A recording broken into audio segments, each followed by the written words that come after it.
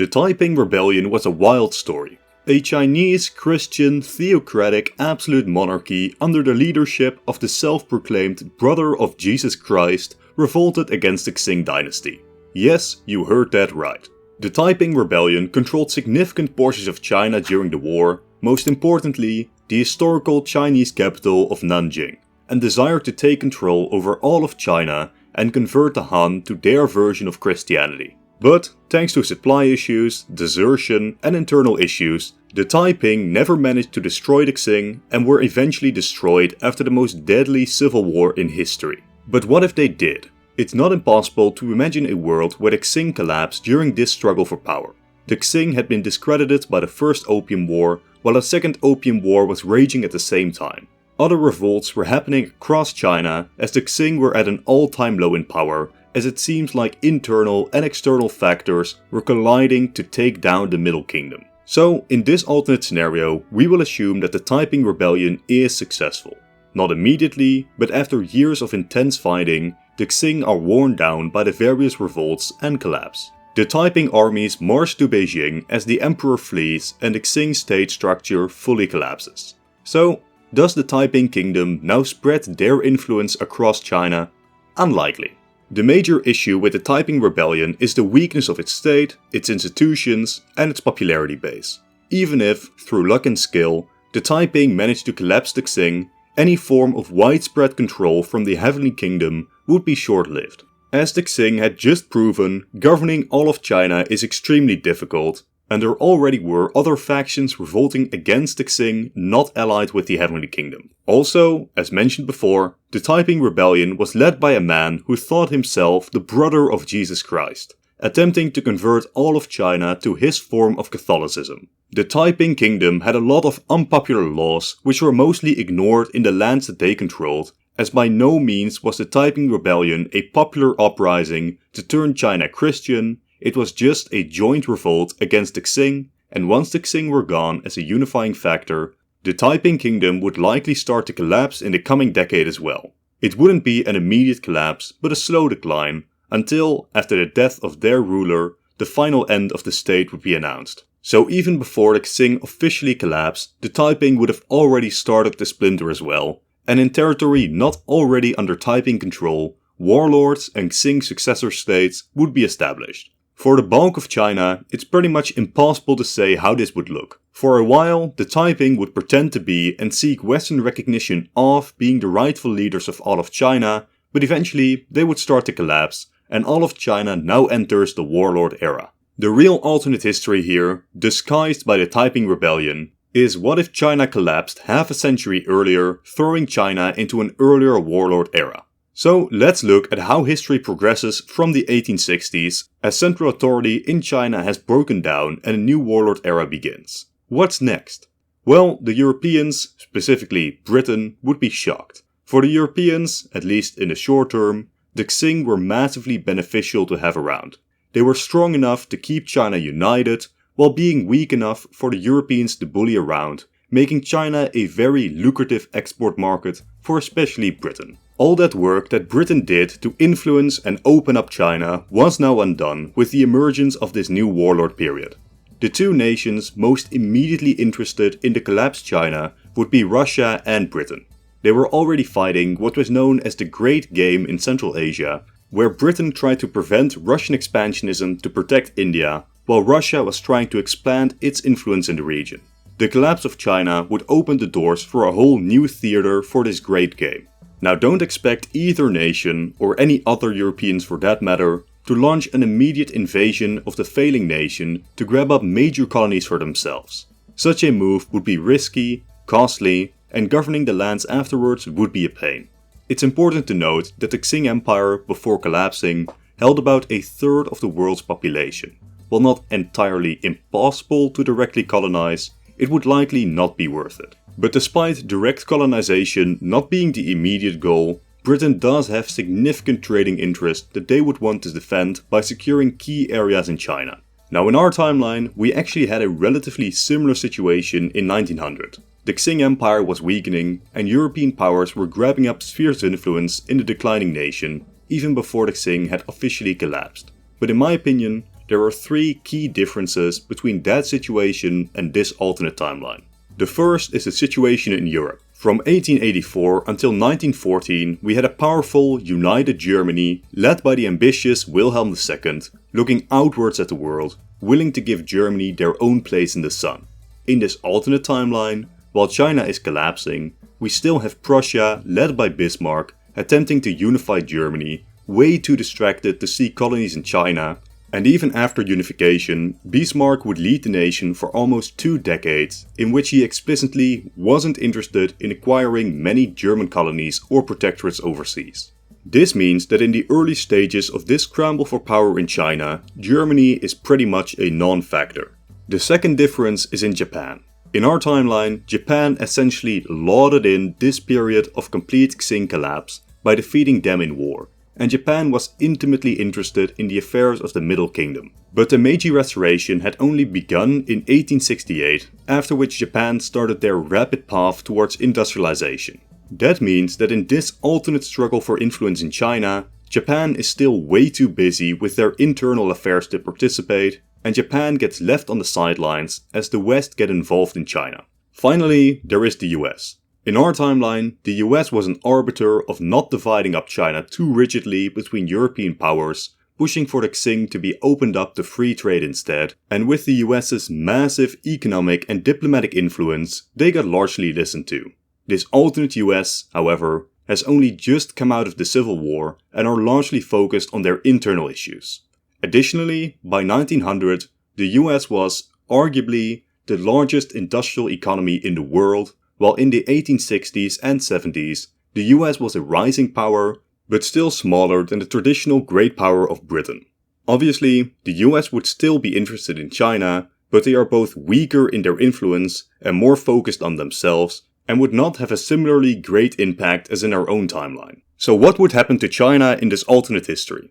Well, this is a very difficult subject to think about, so for the rest of this video, I will be talking in very broad strokes, and nothing that I say is a full prediction.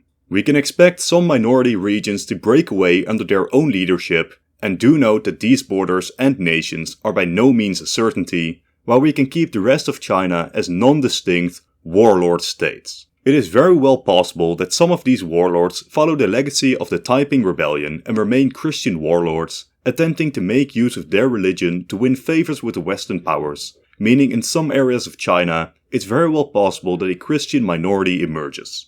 Zooming out, we have the British and the Russians as the two main parties in the initial struggle for power.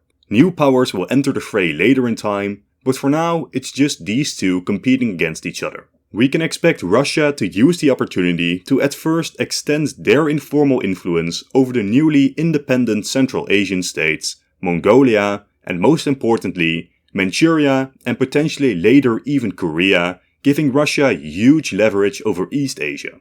Although, do note that most of this territory is relatively sparsely populated.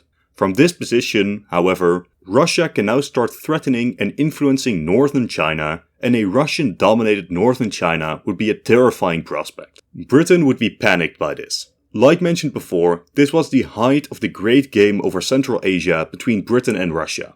Russia expanding into the extremely populated lands in China would be terrifying and threatening to British trading interests, as well as the safety of British India.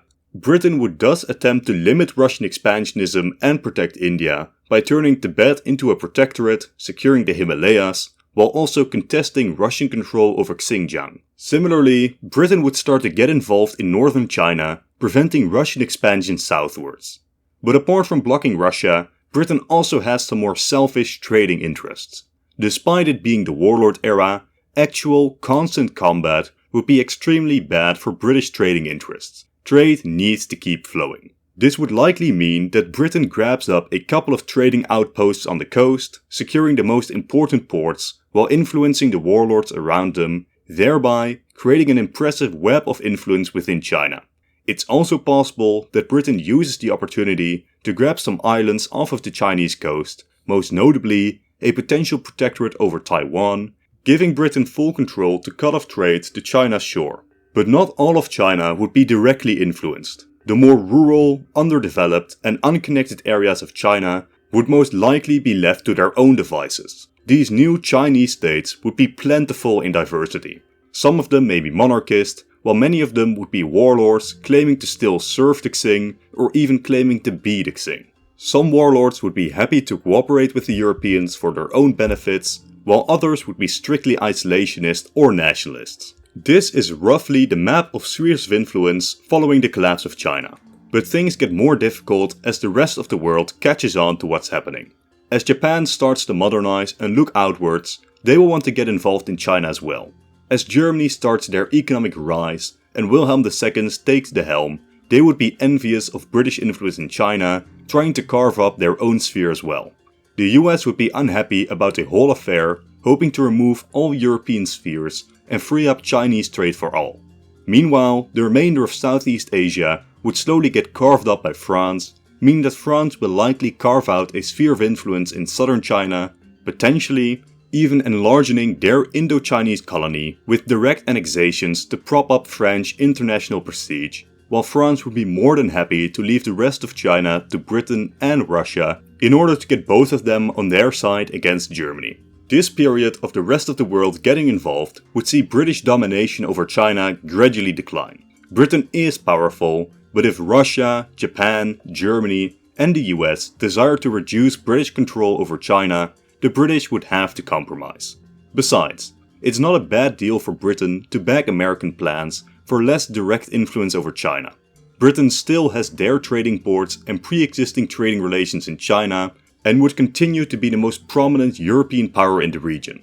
As an additional benefit, with agreements made on the neutrality of China, Japan, Germany, the US and Britain would now all stand united against further Russian expansion. This warlord period would see China itself radically changed. The Qing weren't perfect in shielding China from outside influences, but they were pretty good at it. The fall of the Qing meant that Western goods and ideas could flood the region, while Western-backed warlords and elites would be influenced by Western capitalism and ideology. By no means would China adopt the Western way of life, and the ideal of reunifying China and removing Western influence would continue to exist, but the idea that the Qing or another monarchist China should rise would gradually decline in benefit of republicanism, socialism, communism, and other ideologies in the various warlord states. The Russo-Japanese War would not happen in this timeline, since Japan never had the chance to compete with Russia over influence. The Russians had already firmly established their power